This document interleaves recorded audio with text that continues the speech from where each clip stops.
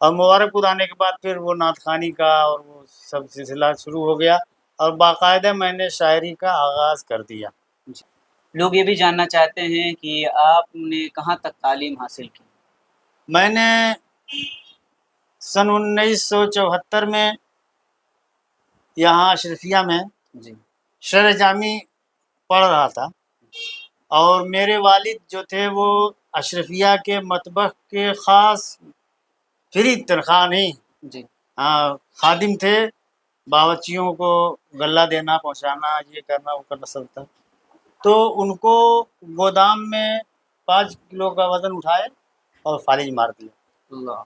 اب جب فالج مار دیا تو اب میں نے سوچا کہ اب پڑھائی منقطع کر کے روزی روٹی میں لگ جائیں۔ تو میں نے 75 میں قاری اسماعیل ہیں، وہ لندن والے، وہ بھی میرے ہم نام ہیں، وہ آئے مبارکپور، ملاقات ہوئی، میں نے کہا کہ حضرت بمبئی میں کوئی جگہ ہوگا، تو کہا چلیے ساتھ میں، تھوڑا انتظار کرنا پڑے گا، 2-4 دن، 10 دن، 15 دن۔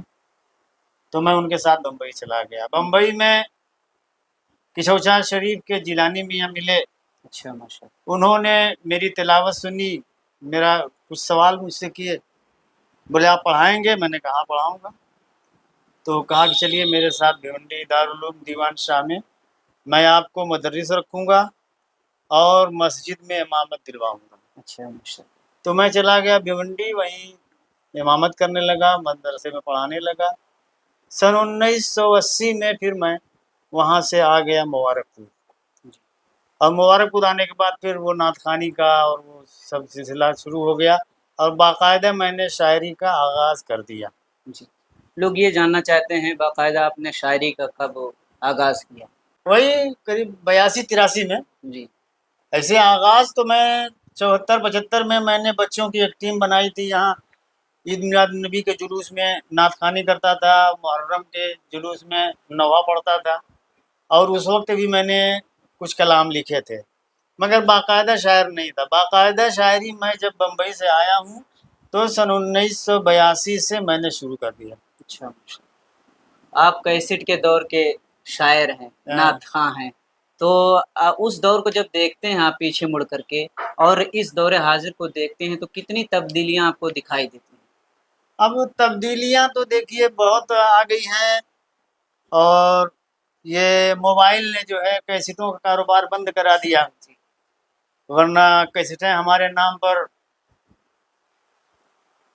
پالی راجستھان، جی وہاں میری نعت خوانی ہوئی اور ان لوگوں نے کیسٹ بنایا، اور 1-2 نہیں لاکھوں کیسٹ انہوں نے بھیجا، فروخت کیا، بہت زیادہ کمایا۔ بہرحال وہ تو ان کی قسمت کی بات تھی۔ جی اور ویسے تو بمبئی میں بھی کچھ کمپنی والوں نے میری نعت کیسٹ کرتی اور کیسٹ سے بیچا، اور اس کے بعد پھر میں سمجھیے کہ اب تبدیلی اتنی آ گئی ہے کہ آج کل تو نعت خوانی کا ماحول ہی بدل گیا ہے۔ اب تو اسٹیج پر باقاعدہ ڈانس کرنا، باقاعدہ اچھلنا کودنا، ہم لوگوں کے دور میں یہ سب نہیں۔ بزرگان دین ہوتے تھے اسٹیج پر، حضور حافظ ملت، مفتی اعظم ہند، حضور مجاہد ملت، یہ بڑی بڑی شخصیتیں ہوتی تھیں، کسی کی جرأت نہیں تھی ادھر ادھر کرنے کی۔ اگر کوئی بھی تھوڑی سی بیعت بھی کرتا تھا اس کو فوراً بیٹھا دیتے تھے۔ بہرحال اب اللہ تعالیٰ ہدایت عطا فرمائے، آج کا ماحول تو دیکھ کر کے بس رونا آتا ہے۔